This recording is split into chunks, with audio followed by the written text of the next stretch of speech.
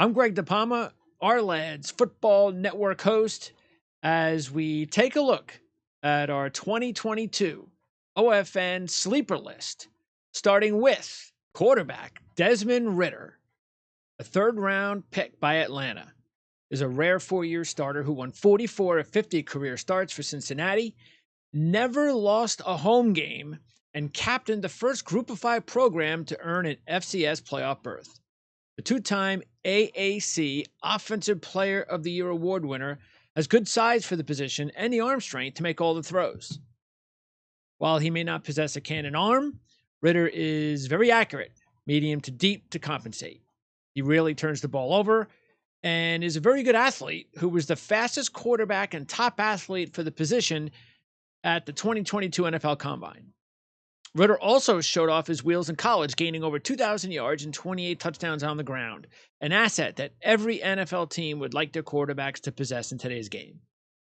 What also gives Ridder a fighting chance to develop into a successful pro down the line is his impressive intangibles and leadership skills, dedication to improving his craft, and overall excellent leadership abilities, which will be paramount if he's going to turn the Atlanta Falcons franchise around. Since Ridder was not taken early in round one, another key to his development is going to be the fact that, look, this is not New York, and he wasn't a first-round pick, so he's not going to have that immediate, impatient expectations on a timeline for his inevitable takeover of Marcus Mariota. And Marcus Mariota, who has not been able to stay healthy during his entire career, even if he plays well and looks like, wow, you know what? I think we have something here, Mariota, keeping in mind that Arthur Smith coached with Mariota at Tennessee. So this isn't just one of those, let's just bring the vet in, and then as soon as we can get rid of him, we're going to kind of deal. I think this is for Arthur Smith. Hey, you know what? I trust this kid. I worked with him. He's still in the prime of his shape, of his career. He's not over the hill age-wise. He has not had a lot of wear and tear in his body over the last few years, so maybe that will help him health-wise handle the rigors of getting hit as often as he has, whether it was college or early in the NFL, in his pro career with the Titans. So I think Arthur Smith wants Marcus Mariota to succeed. But inevitably, what'll happen is, because the Falcons are not a very good football team, talent-wise, chances are they're going to, at some point, even if Mariota's on top of his game, at some point they'll be 2-5 maybe, or 3-6 or 3-7, and then he will feel now, you know what, I think Desmond's ready. We got to get him in there. The sooner we can get Desmond Ridder in live game action, at least 5 or 6 games, at least. And the only way that doesn't happen is if Atlanta's shocking everybody and they're 500 and within a game of the playoffs. And even then, don't forget what happened to the Giants and Eli Manning and Kurt Warner. Didn't matter. Eli's our guy. And even though we were kind of still hanging around playoff contention, Eli's playing. So anything is possible. But remember, that's New York. That's what I was talking about. That's the pressure of being in New York. You got to get the guy in. Doesn't matter. I don't care how successfully average we are. We got to get the guy in. And look, that was the right move. Nobody's saying it wasn't. When the right move is, will be interesting here. But the sooner they get him in, the better.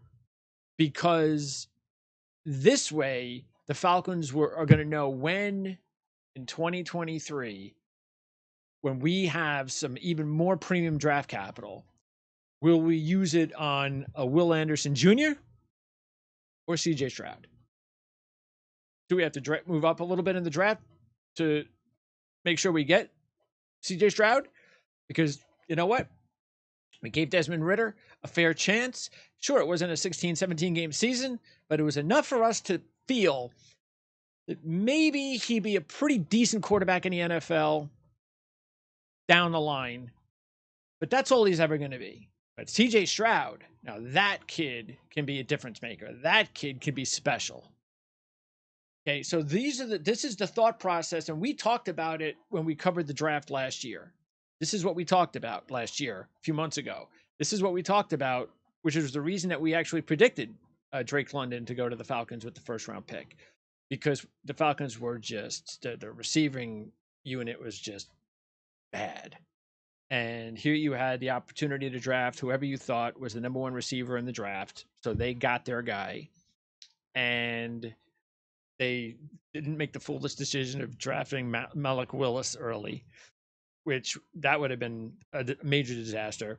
But it was also about patience, because in 2023, we're going to have multiple picks. We're going to have premium opportunity that we can go after a CJ Stroud. But if Desmond Ridder proves that he actually has what it takes, maybe he won't be a top 5 or Hall of Fame quarterback, but you know what? He could be a 10-year starter. He can be Matt Ryan. And if they feel he can give the franchise what Matt Ryan did, then why go after CJ Stroud? Because as much as you like the upside of CJ Stroud, let's also keep in mind that CJ Stroud at this point in time is still not looked at for next year as being Andrew Luck, Peyton Manning. He's not looked at in that respect. At that, you can't miss this with this guy. So because of that, you don't take the chance on CJ Stroud. You're comfortable. You got a guy that's going to be a winner for you. You got a guy that could maybe win a Super Bowl or 2 for you over 10 years. Now let's go after a Will Anderson Jr. and let's go after some of them instead of even trading up in the draft and losing more draft capital all on one position. Hey, we've got our guy now. Desmond Ridder's our guy. So that's how important it is to get Desmond Ridder on the field this season. And the reason why I think it's going to be real tough for Marcus Mariota, no matter how good he plays, because Atlanta just does not have the talent, no matter how good he plays, that he's going to be able to hold off Desmond Ridder very long. And look, if Marcus Mariota gets hurt, it's over. If he even have the slightest bit of health issues in training camp or in the preseason, and Desmond Ridder looks like he's just as capable as any first-round rookie, that you throw him in there and you live with it, he'll probably start Ridder week 1. So I think Ridder definitely has what it takes to be, again, if you want to call him a sleeper, like I said, still, he was not drafted in the first 2 rounds. That's how we are going to classify Desmond Ridder.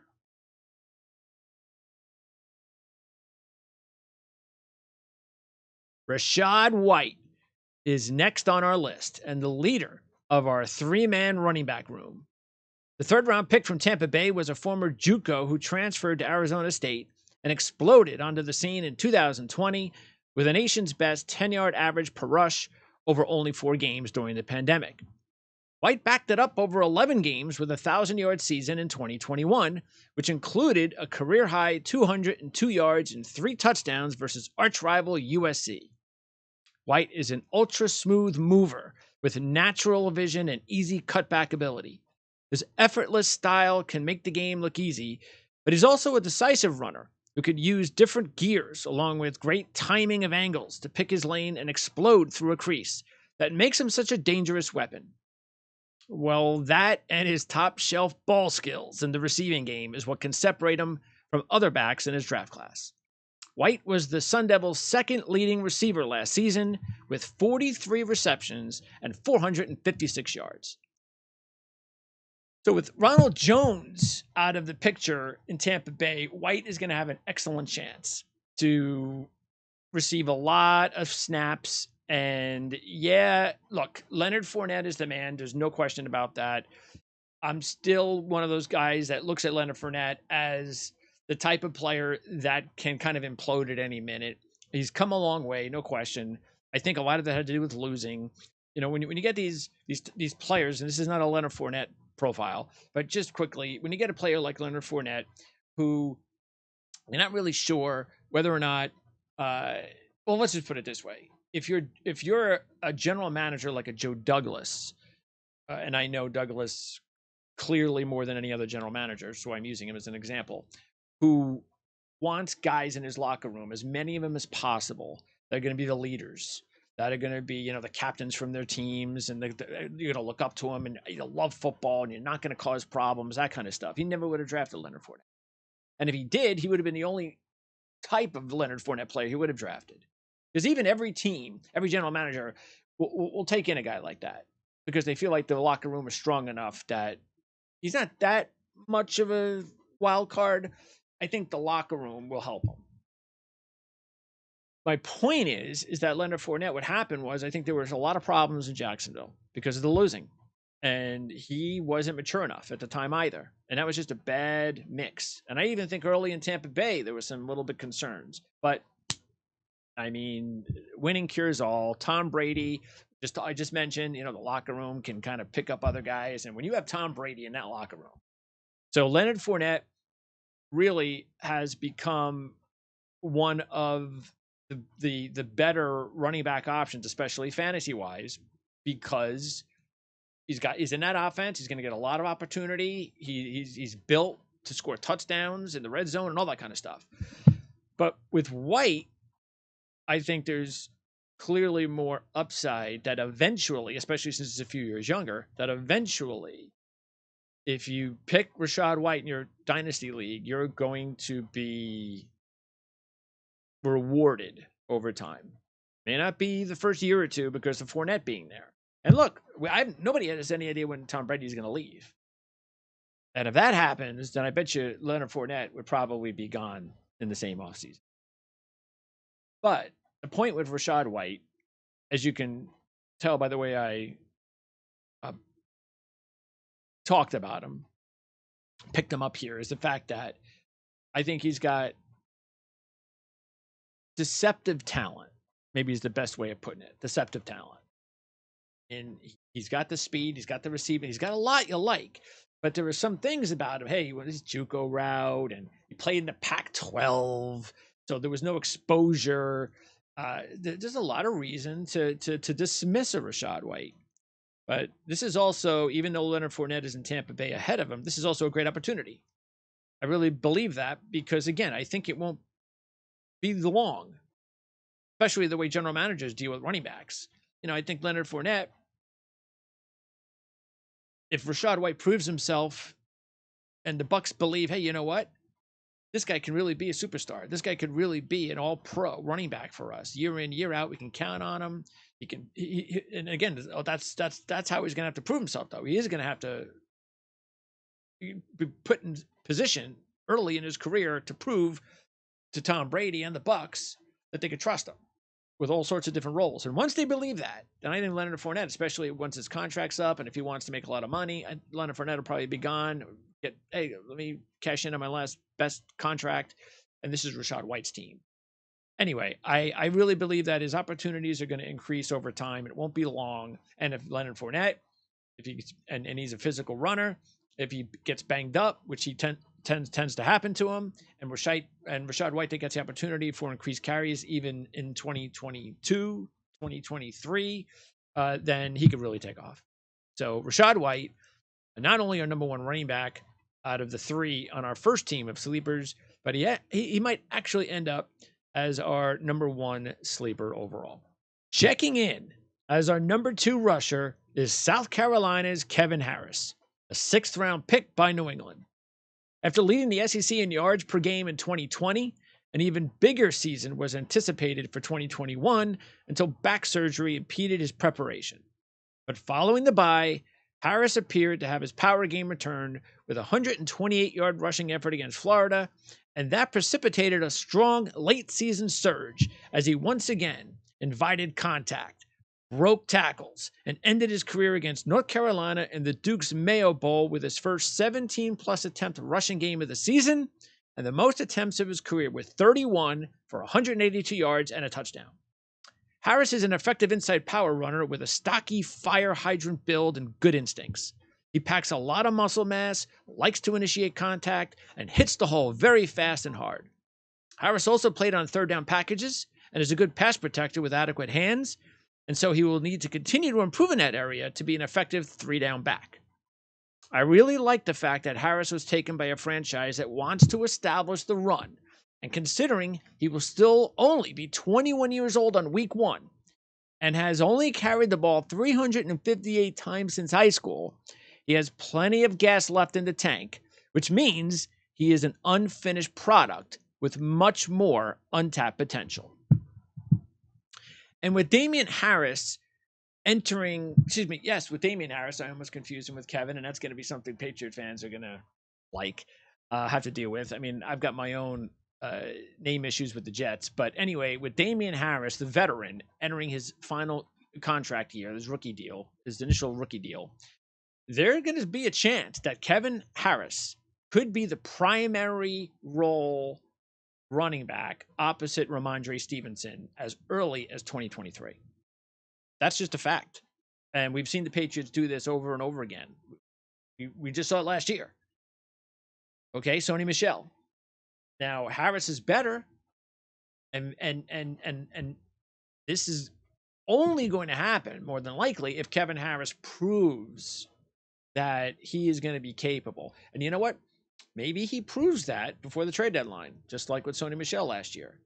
And the Patriots make a move then, and they trust Kevin Harris, and they move on and save money and add up a draft pick or whatever compensation they get for Damian Harris. But look, I think if Damian Harris stays, sure, the chances of Kevin Harris being able to blossom into maybe even at some point eventually take over the snaps of James White, who's still going to be relevant at least for another year or two. Who knows? I have no idea, even if it's going to be this year, to tell you the truth. But the fact is that you're talking about a 6th-round draft pick. So it's not like a 3rd-round pick. And I think this is an even better reason that when you're drafting in your dynasty leagues, I think you can take your time a little bit with Kevin Harris. You don't have to take him right away. You could take him in the 2nd round, depending on where you draft, maybe even the 3rd round. It's possible. Because it still looks like, he's going to be, if you take a look at the Arlad's depth charts, like he's, 3rd on the list. So, but you got to gamble. And I think this is a kid that has the talent that I think you can gamble with. And we'll find out. We'll know for sure real soon. Because if Damian Harris is re-signed and with the team in 2023, then that's not so good for Kevin Harris. But if the Patriots let him walk or they trade him, then all of a sudden you've got yourself a steal from the 6th round. Our 3rd down back for the first team offense is Florida's Dameon Pierce, a 4th-round pick by Houston.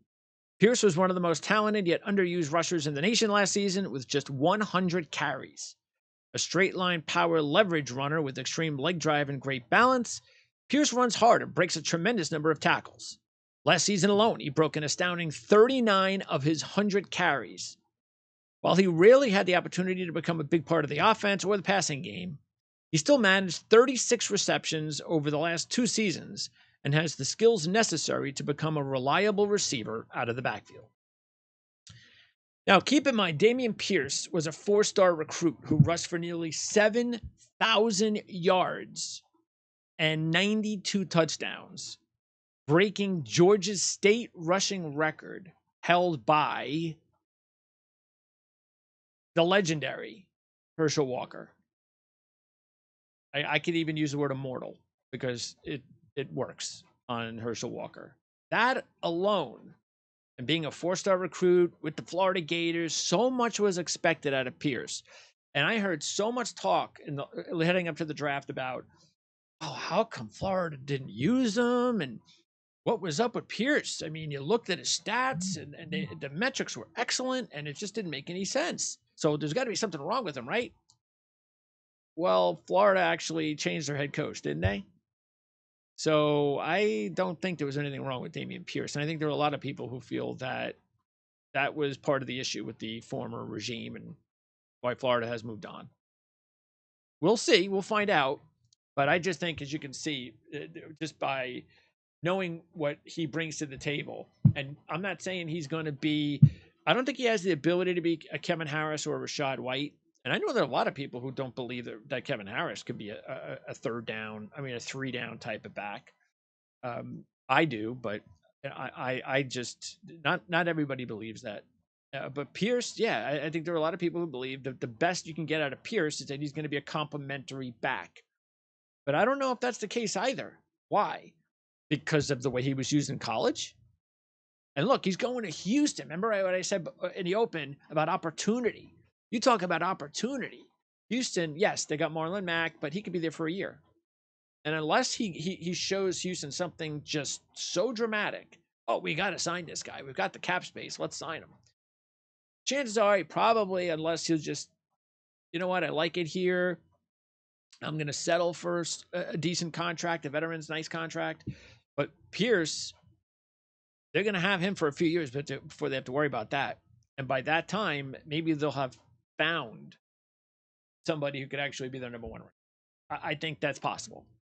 But even if he's not, I still think he's going to get a ton of opportunities on a team like Houston, and that is going to give him a chance to put up some pretty good stats, which are not bad. I don't think, though, again, that's why I have him as the third of the three running backs. And I do have him in the role, by the way, as a third down back. Now, being a third down back in the NFL does not necessarily mean what it meant a few years back, which was, oh, you got to be able to. The only reason you're a third down back is because you're going to catch the football. Now, being a third down back, yes, you have to catch the football. You must pass protect. And you know what? You also have to be able to be a pretty good runner, too. I mean, you have to be pretty good at everything as a third down running back. You don't necessarily have to be great at any one thing, but you have to be pretty good at everything. And I think that's what they got in Pierce. Heading up our tight end pair is former UCLA Bruin Greg Dulcich, who was drafted in the third round by Denver. A raw athlete who brings a high effort and no-nonsense style to the field that can create mismatches across the board and turn those mismatches into big plays. That's because Dulcich has a unique blend of burst, speed, and the ability to play an acrobatic brand of football, in part due to his wide catch radius and big hands that allow him to swallow up balls on contact. Dulcich is a menace after the catch and a legit downfield threat. And most of all, that's why I'm confident he's going to make a serious mark in the league at some point over his career. If Dulcich has one major flaw to overcome, it's his lack of power game and non-existent run blocking ability. He ranked second to last in the bench press at the combine, and I believe that was a key reason he wasn't taken until round 3. But when NFL strength and conditioning coaches like Lauren Landau get a hold of Dulcich and they work with him, they build up his body and his strength and his power. Nobody's saying that they're going to build him up into some freak. That's not the point. But they just got to get him enough power so he's not a complete liability as a blocker or in any other ways that because look, he can't be a wide receiver. He's a tight end. So he must add some more power to his game.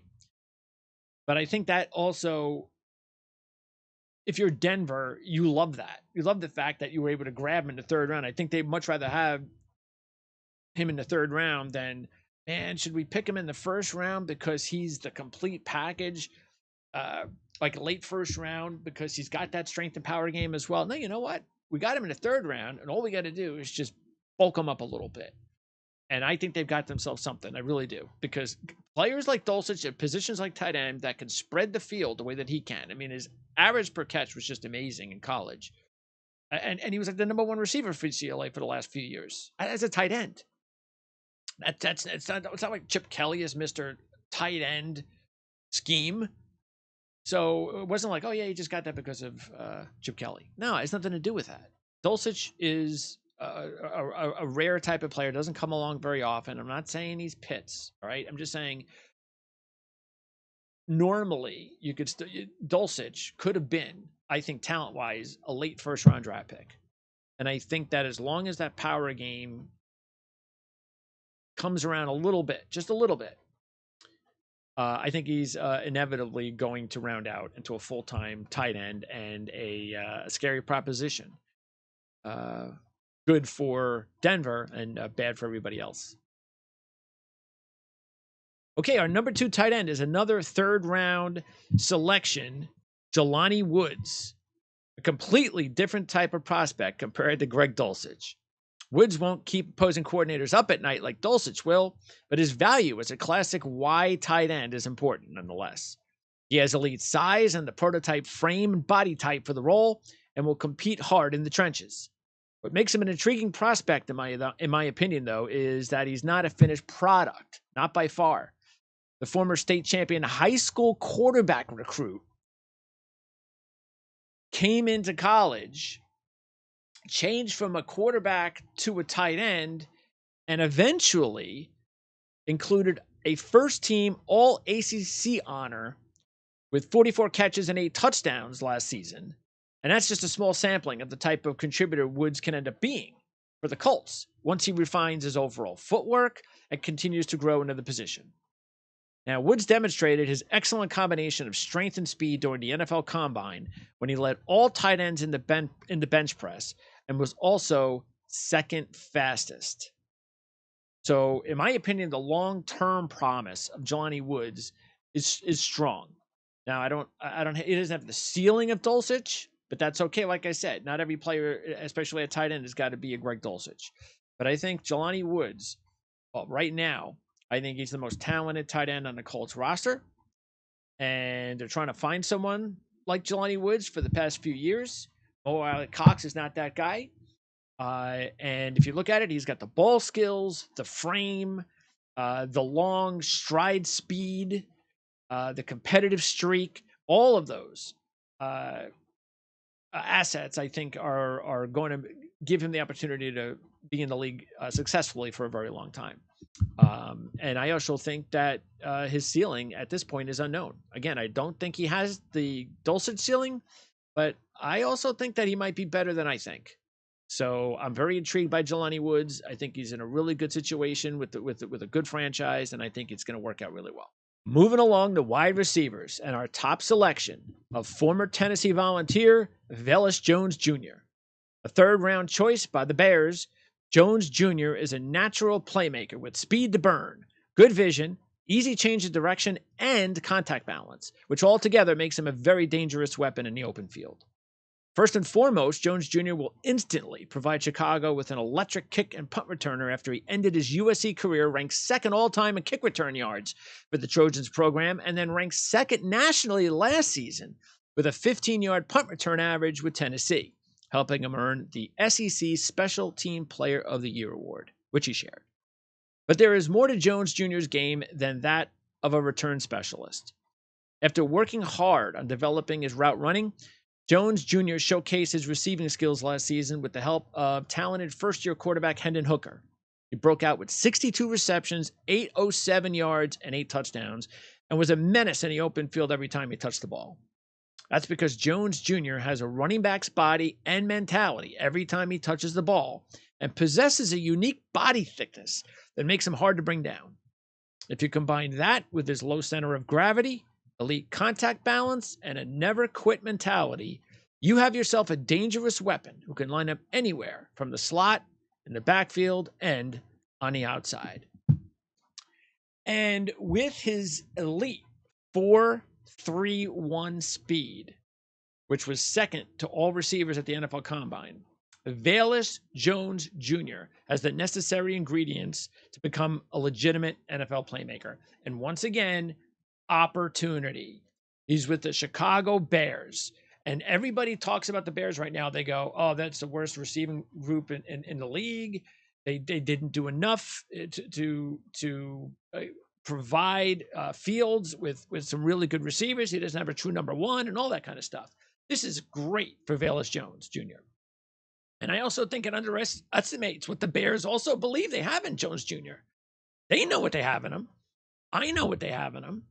And now it's up to Jones Jr. to go out there and to prove that he has what it takes to be a top 3 receiver. I'm not saying he's going to be a number 1. I don't think he's that type of guy. I'm not saying he's going to be Tyreek Hill.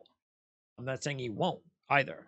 But I think at the very least, now the Bears do have 2 really dangerous receivers in their room. And maybe one of those 2 can become a number 1. But I don't think it's as bad as people are saying. I agree with them that maybe they don't really have a number 1 when week 1 comes around this season. But if you're looking to draft a guy like Velus Jones Jr., I think you do it. And I think because of the fact that he's with the Bears and he's not a top receiver prospect, I think you can get him by being real patient. when the draft comes around for you Dynasty League owners. So Velus Jones Jr. heads our wide receiver room. Our number 2 wide receiver is South Alabama's finest, Jalen Tolbert. The Dallas third-round draft choice was ultra-productive for the Jaguars, setting and resetting school records while averaging 17.8 yards per catch over the last 3 seasons, including 22 touchdowns, and was named the Sun Belt Conference Offensive Player of the Year in 2021.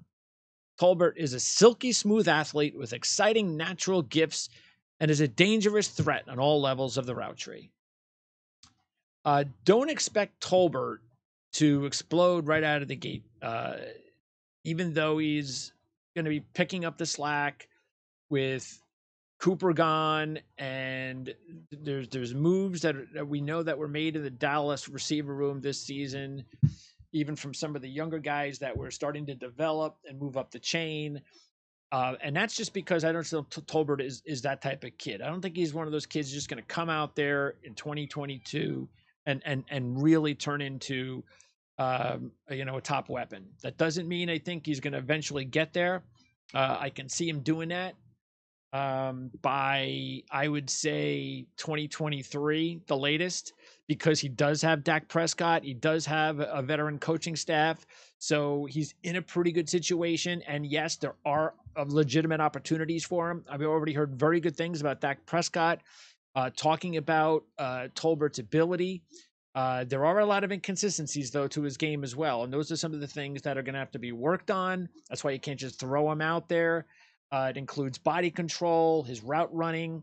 He drops the ball a little bit too much. So he's got to get more consistent. That's just overall. But you know what? He's very smart. He has the determination to be a very successful player. And I think because of that, I also think because of Dak Prescott being in there and the dynamic passing game, I think the Cowboys have shown in the past, and I think can continue to show, and the opportunities, I think gives Jalen Tolbert a pretty good chance to be a good pro. Former Nevada wide receiver Romeo Doubs is up next. The 2-time first-team Mountain West Conference performer is very polished after appearing in 45 games over 4 seasons with 339 targets.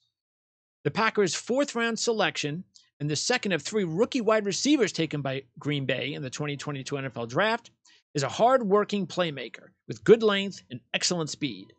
In 2020, Doubs proved to be a dangerous downfield threat, leading the nation with 7 receptions of 50 or more yards. Then last season, his average took a 3.5-yard dip as he began working on his route running to maximize his full potential, even though his skill level remained at an all-time high. Doubs is also a quality punt returner, scoring a touchdown on his very first career punt return in 2018, and then adding a first-team Mountain West Conference punt returner honor to his resume last season. And the icing on the cake, so to speak, is the fact that he's going to get to work with, of course, Aaron Rodgers. And the opportunities with Adams gone, and you're looking at who's starting right now, the 3 guys that are penciled in on the rlads.com depth chart for Green Bay, none of those guys are going to, it's just, those are just guys. Those are just, veterans and, a little bit of youth, but that's not going to move the needle at all for Aaron Rodgers. It's these rookies. And I really like what the Packers did. I know the fans got all concerned about, we didn't get a receiver again in the first round. And then our first receiver we pick is some kid from North Dakota, South Dakota, or FCS. What is that about? Even though Christian Watson, I think with the help of Aaron Rodgers, is going to become a really good pro, Doubs, because of his FBS experience, his special teams experience, and just overall experience, is, I think, going to get a leg up on the other rookies. And I think Doubs, the second of the 3 rookie picks, I think he's going to have a leg up come training camp, and that could be what he's going to need, that kind of edge he's going to need to get in good with Aaron Rodgers early. So, look, I think Doubs, if Carson Strong, who we'll talk about later on our program or on this report, on this sleeper report, series of reports, if he would have been really healthy last year, Strong's numbers would have gone up. He would have been drafted. Doubs, I think, could have been as high as a 2nd-round draft pick, possibly as well. So I really like Doubs. I followed his career along with Strong for the last 4 years, and I think there was something there. And I mean, come on, how can you not land at a better place than the Green Bay Packers? One of 6 offensive linemen on our first team is offensive tackle Bernhard Raimann, who was a 3rd-round pick by Indianapolis. The former Austrian exchange student has the athleticism and rawness to his game the Colts are excited to work with, including good smarts, quick feet, and a country-strong grit. Now, look for Raimann to compete right away with Matt Pryor for the left tackle spot. Pryor was brought in last year. He did a really good job. And when the Colts went to the draft, there was a lot of people who felt, they're going to definitely go after a left tackle early. 1st-round draft pick, left tackle. That's where they're going to center. Well, they didn't go 1st round. They decided instead they grabbed Raimann just a little bit later, and I think it's going to work out just as well. I think it's a great pick, great slotted pick for the Colts, and I don't just think that the Colts are going to just hand Pryor the job. Matter of fact, I think Raimann could win the job this year. I really do. So there are some people who believe, and I don't doubt them, that he just needs a little bit more seasoning. Because still, you're talking about somebody who, that's why I referenced his Austrian background, because of the fact that it just shows you that he didn't grasp the NFL game right away. And he was a former tight end as well. So there's a lot to like about Raimann and his long-term development based on the fact that that's why I said I think the Colts love the fact that he's not a finished product, because they know there's so much they can chisel away at him and develop him the way they want to develop him. He doesn't have all those bad habits, say, that he's picked up for the past 6 or 7 years. So I think this is a great opportunity. And if he doesn't start right away, and by the way, I wouldn't even be surprised if he played at some level. So even if he doesn't start, he's going to get a lot of snaps as a rookie, and he will definitely start by 2023. Here's another thing that's going to be working in his benefit. If he starts week 1 at left tackle, do you know who is his left guard? Quentin Nelson. One of, if not the best left guards in the NFL. And that is a big help to the development of Raimann. So our second starting tackle is Washington State's Abraham Lucas, who was picked up in the 3rd round by Seattle and could end up starting right away opposite fellow rookie Charles Cross. Lucas was a 4-year productive starter at right tackle for the Cougars, garnering all Pac-12 honors for each season, due mainly to his superb pass blocking ability, and he checks all the boxes when it comes to his tools and physical skill set. Lucas is a sound technician, and that, along with his consistent footwork, his body control, that is going to take him a long way in the NFL. It's also going to give him a leg up early in the NFL.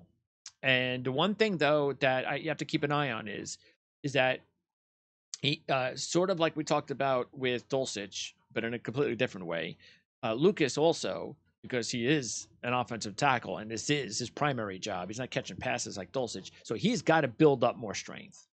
So I think when he develops more power and strength, that's going to help his running game as well, because he's not much of a run blocker, which is the reason why he lasted in the 3rd round like he did. He's more of a really good pass blocker, and he was at Washington State, and Leach, was there. So it was more of a passing program. And remember, Pete Carroll wants to run the football. So that's going to be interesting to see when he trusts Lucas at right tackle. Is it right away? I know he's not penciled in as the starter right now, but I think as soon as he is, whether it's week 1 this year or at some point this year, he's going to be with Seattle. And I think Cross and Lucas are going to be a tandem for Seattle for years to come. Inside at guard is 3rd-round pick Logan Bruss. Now, this selection is mainly about opportunity, as far as we're concerned, because Bruss is already penciled in at right guard as the Rams' week 1 starter. When you scout Bruss, you have to consider his 25 starts for the Wisconsin Badgers at right tackle versus only 6 at right guard. And when you do that, you can see glaring weaknesses to his game as an outside pass protector. But the Rams are using him inside, and that is where his best traits are going to be on display, including quality footwork and a strong base that helps him stay square on his target. He also has excellent initial movement, post-snap, that helps him to get off the ball and onto his man quickly. Now, since his lack of speed is no longer an issue inside, he finished 20th fastest for offensive guards at the Combine. He did impress the Rams. He had to impress the Rams coaching staff with a solid athletic showing at the Combine in the vertical, the broad jump, the shuttle, and the 3-cone. Enough to make him their first pick of the 22 NFL draft. And by the way, he was third in 3 of those categories and fifth in the 3-cone. So those are all top 5 athletic good showings for Bruss at the combine. And again, they're going to move him inside. So who cares that he ranks 20th in speed? Nobody cares about straight line speed for an offensive guard. So that's why I think when you rate Bruss and you're trying to figure out, well, I don't know if a team's going to take him a tackle at guard. I got to go by his stats starts at tackle. So that's how I got to grade him and scout him that way. But when you put him at guard only, you take away all the issues he had outside, and he becomes a much better player that you can evaluate at the guard position. That's how probably the Rams see it. I can only guess. He's also like it in your guards, your interior players. He's violent. He's got that violence to his game. He's also got a strong mental approach, really good leadership. So that's going to be something because the Rams they're going to be turning around the offensive line a little bit. Some veterans are gone, including Whitworth. The thing to keep an eye on, and I mentioned this with Lucas with the run game and Lucas's issues in run blocking. Bruss came from Wisconsin. That was mainly a run first, second, and a little bit of third in scheme. So Rams are more of a pass first offense. So that is what you have to kind of figure out. Because is that going to end up a bad scheme fit for Bruss? I don't know. They don't think it will. But I think, again, putting him in this list was easy for me. It was the easiest one because I believe it might be the one and only player that I've talked about so far that's penciled in to start right away. So it's an easy one, but it's still, you got to remind yourself, as we said in the very beginning, that not everybody realizes that and should. And I just also thought it was important to keep perspective in mind when it comes to Bruss, but where he came from and where he's going to go now. And it's not going to be easy for him, but you got to give the Rams the benefit of the doubt that like the kid. And if he's going to start week 1 and he earns it and he's there, then maybe they have something. Alongside Bruss at guard is Justin Pac-Man Shaffer, the Atlanta Falcons' 6th round selection and a local kid from Cedar Grove High School via the national champion Georgia Bulldogs. Shaffer is really what a true sleeper represents. Not highly recruited. You needed to consistently fight back more talented players over the years while earning 26 of 27 starts over the last 2 seasons at left guard, including 15 during the national championship season. That earned him a second-team All-SEC honor. Shaffer is squarely built like an ox with tremendous thickness from head to toe, along with big and long arms that help him to gobble up the competition. His immense power and explosive upper body allow him to consistently push off the ball in the run game. And that's where he can control a gap, finish off blocks, and anchor himself also to prevent defenders from pushing him back into the quarterback on passing downs. Look, this is a player that I really, once I started to know his backstory, and then look, playing for a national champion, you're constantly getting those high recruits. Hey, he's a 4-star, man. He should beat out Shaffer. Nope. That I love. That 4-star ain't going to beat me out. That 4-star ain't going to beat me out. That 4-star ain't going to beat me out. And eventually the Bulldogs coaching staff, hey, man, he's the best guy. I just love that. I love that out of players. That just shows the type of mentality that he's going to need to use to become that type of professional as well. He's going to have that kind of Bulldog mentality. That underdog story is great, but you have to have the talent as well. And I think Shaffer clearly has that type of talent. Now, he is going to have to develop his lower body bend and mobility a little bit more. But that does show up mostly in pass protection. That's why I was saying, he's really more of a run first guard than a pass protection guard, which was Georgia's game. I mean, especially the last few years, they were pretty vanilla. They let their defense, run the show, and their offense, they ran the ball mostly, and then they would run up the score in the run game. So he's got more experience as being that type of a player, but that's okay. And I know that's part of the reason he was drafted as late as he was in the 6th round. But I think he he will eventually get over those types of issues because he's going to work really hard. I think once he does that, he's going to be a long-term starter in the NFL. And, he's going to bring also high energy to that room that can use it. This is we talked before with Ritter. There's not a lot of talent. There's some average. There's like one maybe top lineman there in Matthews, but there's a lot of other guys that are kind of average, trying to make their way. I think he fits really perfectly well with this group. He's hardworking. He's technically sound. And I just see him defying the odds again. I really do. He is, again, a true sleeper for me, being a 6th round draft choice. The 3rd rounders are a little bit easier. But I just think that when you got a guy that not only staves off highly recruited kids for the job, but also, remember, what did they have? 15 players taken in the draft, something like that. And I don't know if most of them were on D. I know most of them were on D. That was a hell of a defensive group that they had in that team the last couple of years. And that meant Shaffer went up against that much talent in practice, every practice for the last couple of years while he was starting with Georgia. So he went up the best of the best in college football for 2 years, and that matters. And that is going to help his game as well moving on into the NFL. And I think that's also going to give him maybe even a leg up. And I think because the kid from Michigan, it was thrown in at guard, and didn't have experience at guard, and he had a terrible year. And there are a lot of people who believe, well, maybe that was because that eventually that's where they want him, and he's going to be even better for it this year. I wouldn't be surprised if Shaffer won that job at a training camp this year and became their starting guard when the season began. So I think it could happen. I love him as a sleeper, and I think he's going to end up being around in the league for a long time. Anchoring the line for us is 3rd round pick Luke Fortner, a 2021 first-team All-SEC center from Kentucky and former team captain.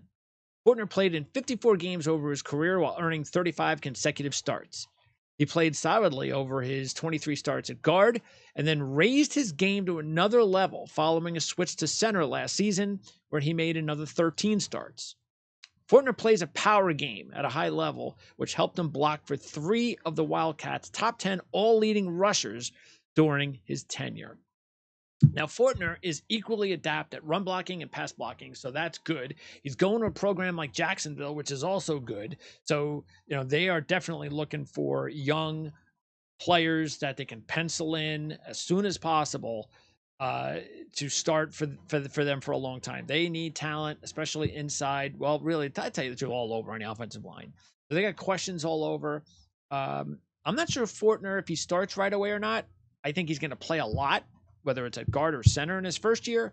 By his second year, he's definitely going to be entrenched as a full-time starter. So keep an eye on Fortner. I think that this is definitely one of the situations where opportunity is going to be a big deal. The final player on our first-team offense is Dylan Parham, a 3rd-round pick by Las Vegas, who will be our swing tackle and overall versatile lineman. This selection has a lot to do with the Raiders' current weakness along the offensive line, which will allow Parham the opportunity to earn playing time in his career very early at multiple spots. And while Parham has 4 years of starting experience, those years were the first 4 he spent playing along the line as a tight end recruit, which explains his unique tool set, body, and athleticism for the line. Parham obviously turned into a quality lineman, which explains his honor as a first-team All-AAC selection last season, and his draft position. Much of that can be traced to his powerful, thick lower body that can produce top-tier explosion and speed. Now, of course, his versatility is another key asset, as Parham started 1 year at right tackle and the other 3 inside at guard. I mean, heck, he even dabbled a little bit at center during Senior Bowl week. And the Raiders are another team that needs help along the offensive line. And because of his versatility, he's going to find a way to get a ton of snaps, even as a rookie. I'm not sure. It might take him a couple of years to find a specific spot, or which is why we have him as a swing tackle and as a top kind of 6th man. Maybe that's what he ends up with Las Vegas overall. But that's going to depend how quickly they can develop even more prospects along the offensive line. Now, there are inconsistencies to Parham's game that you're going to have to keep an eye on. Some of that has to do with the fact that, again, you're talking about a tight end prospect. So it took him time, and I still think there's a lot of to his game that he still hasn't rounded into shape yet. But the opportunity with Las Vegas is completely wide open, and I think that most of all is one of the reasons why we thought that he'd be a good pick here, especially because his versatility. I think it fits perfectly. We weren't even sure if we were going to add a sixth lineman, but I figured, hey, you know what? It makes a lot of sense to add a guy like Parham. And every NFL team is a swing tackle, a top sixth man, and I think for our team, I think this is the perfect spot for someone like Dylan Parham. So I don't think he's going to turn out to be an all pro or anything like that. But he'll get a ton of playing time. I think he'll be a valuable part of this new regime for the Las Vegas Raiders. And that's why I think he's worth the mention. And that's going to wrap it up for our 2022 Our Lads Football Network offensive first team rookie sleeper class. And that's basically what we have been providing you here is the opportunity to check out the players that we believe are the best sleepers round 3 through 7, as well as rookies who did not get drafted. Again, these are only rookie sleepers. That's it. Next up is defense. We're going to get to defense in the next few days, but we just wanted to that's it. End of the report for the first team offense of the rookie sleepers from this 2022 NFL draft, and can't wait to get started on producing the defense. We also want to remind everybody, please subscribe to the channel. Please, if you haven't subscribed to the channel before, it's very important. Our subscriptions, the more they grow, obviously, the better for us. And not just, look, the subscriptions we've been monetized already, which is awesome. But in order for us to just keep producing even better videos, because I know this wasn't, we produced the best video we possibly could with our budget. The bigger budget, the better the production. And I just can't wait to continue to grow this channel because the money comes in and I'm putting it right back into the channel. Because that's what I'm doing all of this for, is put it right back into the channel so I can give you guys even better production. And being a perfectionist that I am, which can be irritating, that means it's just going to be a nonstop money in, money back in, or money into me, money out, back into the channel. So, and we also even have a Patreon page at Prime SN, so you can check that out. And you could donate anything, because anything is appreciated, and that money goes right into the channel. So if you really like what we do, you can even check out our patreon.com/PrimeSN account over on our Patreon page and donate anything you like, and that is appreciated. And again, knowing that it's going to go right back into the channel. We also want you to share the videos. That's extremely important. Sharing videos. We can't share it. It doesn't work that way. So you have to share it. And when you guys share the videos, it gets out there a lot quicker, and it gets more and more people an opportunity to see what we're all about.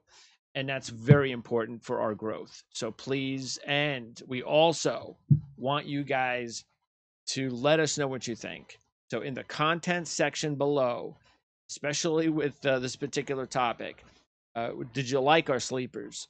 Do you have sleepers we did not include in there? Rookie sleepers. Again, no first or second rounders. But and any other questions you have regarding sleepers? Any of the sleepers we had? Why we did this? Why we didn't do that? Who do you like that we might have left off the list? So let us know what you think, and anything. Comment section. It's also important because you can start a dialogue. And starting a dialogue is always great for our community and any community. And we hope you do that. So again, comment, like the video, share it, subscribe, all that stuff. Very important for our growth. Now, I want to also pop up. Here is the ourlads.com website. All right. So you see depth charts here. All right. It's very easy. You go to depth charts. I promise you I was going to have you take a look at this. I'm a Jet fan. So I'm going to hit Jets depth chart. And I'm going to go to the Jets depth chart page. And what's awesome about the R Lads, besides the fact that these guys are updating these depth charts every day, every hour, anytime the NFL announces that a team has made a transaction, Arledge is posting it. Okay, so they're not waiting a couple of days. They don't do it once a week. They don't do it, okay, we'll do it at a certain time every day. Hey, if it comes in, whatever, at 9 o'clock in the morning, it's getting posted at 9:05 in the morning. That's what's so awesome about the Arledge.com depth charts. And that's why they're the best. And look, if you're a Jet fan, you want to take a look at, I want to know what they think about Corey Davis, what they thought about Corey Davis back in 2017 when he was drafted. There it is. This is the profile here from the draft guide back in 2017. Now, this is the 2022 draft guide, okay, which is obviously available right now if you want to purchase it. But that is what came out of the draft guide back in 2017 about Corey Davis. So that's why it's awesome. It's not just what's on the depth chart. There's information on these players. Look here, the player history is here too. What happened? What were the transactions? Because every time that they're going to make a move, whether it could be practice squad, could be COVID, anything, injured reserve, it's right here. So all of that stuff is great. And how about this new feature? Now you can scroll down and you've got the depth chart fantasy impact from Draft Sharks, our new fantasy partner.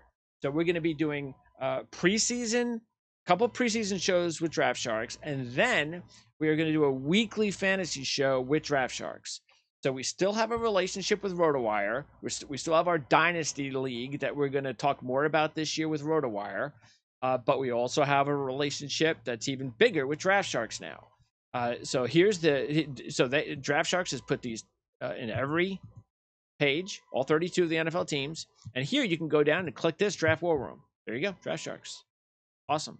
Same thing here. Mock Draft Trainer right there. Perfect. Okay. So this is a great new feature. And obviously, right up here, the fantasy page. Click there, take a look at it. You get all this cool fantasy information right there. That's awesome. Here, OFN. See this right next to fantasy? OFN right there. Okay. Click that. Arledge Football Network. That's me. See, there's me. And these are all the shows that are posted that go on YouTube. And if you take a look at it, look at down here, 48 pages, man. I think it might even be more than that. That's how many pages, and that's how many on a page? Like 15 videos, and there's content too. This goes back years. So if you want to find out what we were talking about 3 or 4 years ago, we even at that time were doing just audio shows. So anyway, it's here. And what I love about it is the fact that I could actually reference back and say, hey, remember when we talked about this? Or remember, hey, man, I said that. We can reference that and say, hey, you know what? I'm not just saying something to say something, and I'm just going to come up with some crap. And I never said that. You can check it out. There's the proof. Did I say it? Did I mean it? What was I saying? Was I right? Was I wrong? I think that's great. And I think it's awesome that you can, and I think it would be great if you can have that with all the hosts out there. I'm sure they probably don't like it. Here, subscribe. New orders on the drop down. This is where you can order the draft guide. That's still there. Draft review guide. This is the draft review guide. Okay. Check it out. I have 11 teams that were my responsibility in here with the New York Jets. So you can check that out. And remember, we mentioned PDF version only. You can do that as well. You don't want the hard copy. You just want the PDF version. You want to download it. You want it on your computer. There you go. Okay. So it's that simple. It's that easy. It's the best in the business. And we certainly hope you check it out. Okay. Now, we also want to let you know that coming up, starting in August, besides these reports, remember the first team defense report's coming out in a few days. Same thing, rookie, sleeper, class, defense from the 2022 draft. Same rules, no first or second round. So that's coming up. That's coming up in a few days, and then right after that, we're gonna add in our second team and our best of the rest. It's not going to be these long videos, but it's just going to be here's the best of the rest on our second team, and I'll talk a little bit about each team and some of the players in there. By the way, we're going to post all of this content, everything that I wrote and researched for these videos are going to be posted. The player profiles, things that I put together, are going to be posted up on the rlads.com website. It'll be either the fantasy section and or the rlads football network section. So check that out. We'll let you know when to do that. And new shows. Okay, we're going to have a weekly college football show this year. It's been a couple of years. I don't know if you were with us. If you were a few years ago, we had a really cool show for a couple of years with one of the editors over at Athlon, and I had a lot of fun. Unfortunately, the editor moved on to bigger and better things, and then we had no college football show last year, and the year before was pandemic. So it's back. Cole Thompson, who does our Houston Texans reports, will still do that. He's with SI, Fan Nation.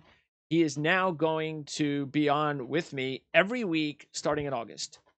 So unless something happens and Cole changes his mind, I'm looking forward to having Cole on starting in August, first week, all the way through to the end of the college football season. Speaking of college football, we're going to have Mark Lawrence from playbooksports.com also with us to preview the college football season. First, it's going to be Group of Five conferences, then Power Five, Independence. Notre Dame will be with the Group of Five report, I believe. Then we're going to talk about NFL divisions. So we'll talk previewing every team in the NFL in August.